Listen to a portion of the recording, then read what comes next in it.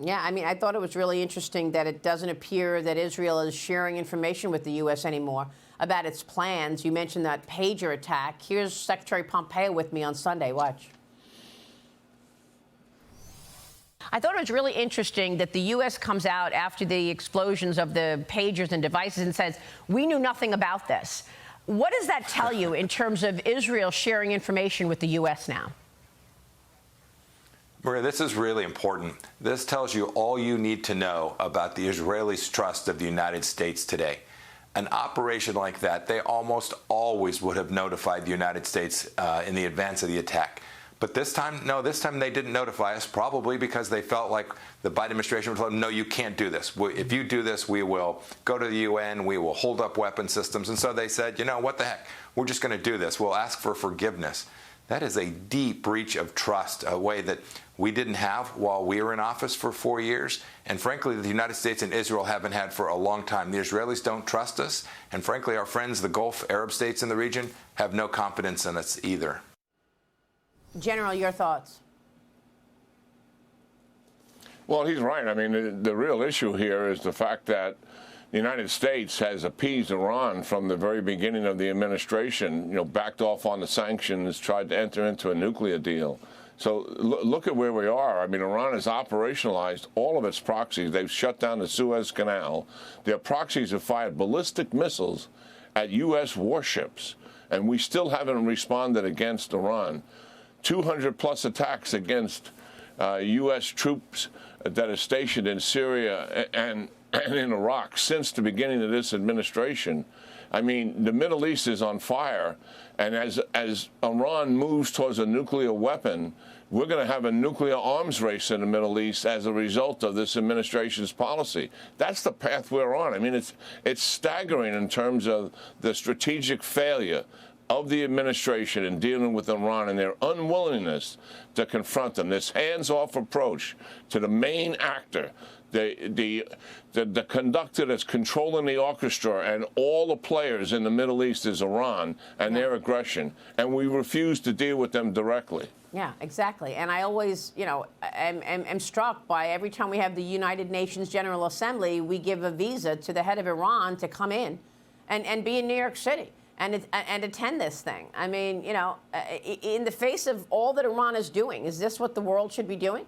You've got the UN General Assembly kicking off in New York this week. The president of Iran, who supports both Hamas and Hezbollah in Israel's ongoing war, is expected to speak today after the U.S. issued him a visa to come to this thing.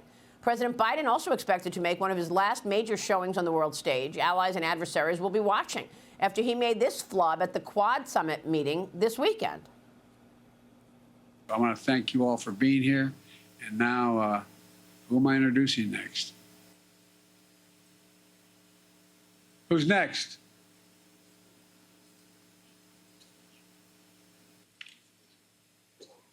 Distinguished guests, the Prime Minister of the Republic of India. It's just, it just doesn't look good. I mean, he just doesn't look like he's in charge, General. I mean, the Wall Street Journal editorial board out with this piece this morning, how freedom has faded on Biden's watch, writing, quote, "It is a far more dangerous world than Mr. Biden inherited and far less congenial for U.S. interests, human freedom, and democracy. Authoritarians have advanced on his watch in every part of the world, Europe, Asia, Pacific, and the Middle East, Africa, and even the Americas, General." Your reaction? Well, that's absolutely true.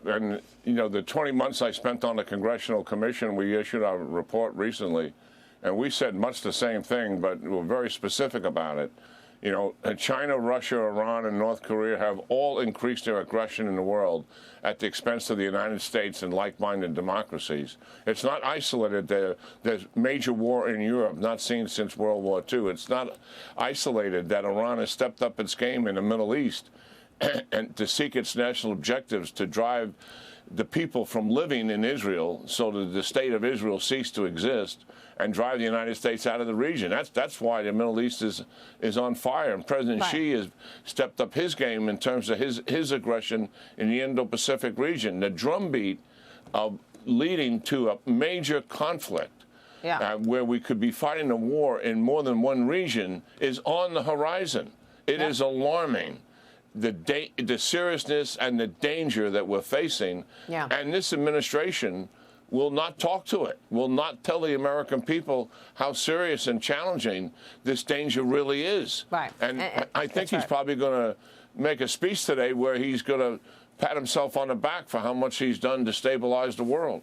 It's unbelievable. And by the way, Kamala Harris is not abandoning that strategy. She's right there. She was the last person in the room in the Afghanistan withdrawal botched situation. So she wants to double down on his policies. But look, I want to get to the war between Russia and Ukraine. I know you've spoken with Zelensky. It's raging on and entering a third year now. Ukrainian President Zelensky set to address the United Nations before meeting with President Biden.